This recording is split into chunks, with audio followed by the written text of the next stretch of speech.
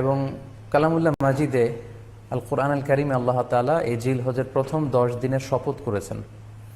এই 10 দিনের এবাদত আল্লাহ তাআলার কাছে এত বেশি পছন্দনীয় হওয়ার কারণ হচ্ছে এই 10 দিনে আল্লাহ তাআলা উম্মাহাতুল ইবাদাত অর্থাৎ যত মৌলিক এবাদত আছে সবগুলো মৌলিক এবাদতের একটা সমন্বয় করেছেন জিলহজ মাসের এই প্রথম 10 দিনে, যেটা বছরের অন্য কোনো সময় কিন্তু পাওয়া যায় না।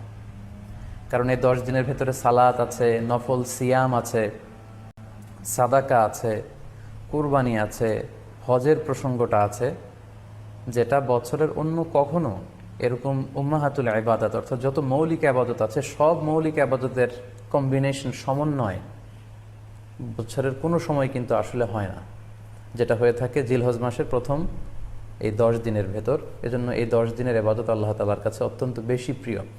এজন্য আল্লাহ রাসূল সাল্লাল্লাহু আলাইহি ওয়াসাল্লাম এই 10 দিনে যাতে আমরা বেশি বেশি নফল ইবাদত করি আমাদেরকে উৎসাহিত করেছেন। পাশাপাশি আমরা যেন বেশি বেশি তাহমিদ, তাহলিল, তাকবীর দিয়ে এই 10টি দিনকে মুখরিত করে রাখি, এজন্য তিনি আমাদেরকে আদেশ করেছেন। এজন্য এই 10টি দিনে আমরা যেন বেশি বেশি সুবহানাল্লাহ ওয়ালহামদুলিল্লাহ লা ইলাহা ইল্লাল্লাহ আল্লাহু আকবার এই আজকারগুলো যেন আমরা বেশি বেশি পড়ি।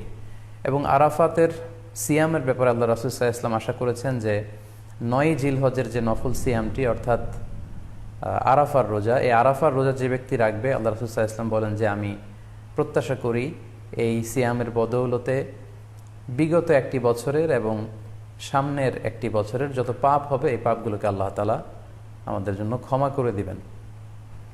এবং জিলহজের 9 তারিখ ফজর থেকে কিন্তু আমাদেরকে ওয়াজিব তাকবীর পাঠ করতে হয়। আমরা জানি সেটা শুরু হয় আরাফার দিন ফজর থেকে। 9 তারিখ ফজর থেকে শুরু করে 13 তারিখ আসর পর্যন্ত এই তাকবীরগুলো প্রত্যেক সালাতের পরে পড়া আমাদের জন্য আবশ্যক। আমরা যেন এই নফল আজকারগুলো, এই নফল তাকবীরগুলো যাতে আমরা বেশি বেশি করে দেই। এবং যারা কুরবানি করার জন্য ইচ্ছা পোষণ করেছেন তারা যেন এই 10 দিনের আগেই তাদের মাথার চুল এবং নখ কেটে পরিচ্ছন্ন হয়ে যান।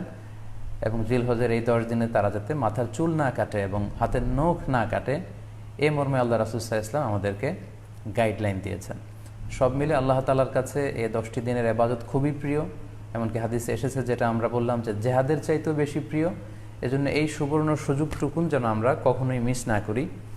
তাই আমাদের সাধ্যমতো আমরা যেন বেশি বেশি নফল ইবাদত করি। আমরা যেন সুযোগ হলে পুরো 10 দিন ব্যাপী আমরা চাইলে নফল সিয়াম রাখতে পারি, আমরা বেশি বেশি কোরআন তেলাওয়াত করতে পারি। বিশেষ করে তাহমিদ, তাহলিল এবং তাকবীর, আলহামদুলিল্লাহ লা ইলাহা ইল্লাল্লাহ আল্লাহু আকবার, এই জিকিরগুলো, এই আজকারগুলো পড়ে পড়ে যেন আমরা এই 10টি দিনকে মুখরিত রাখি।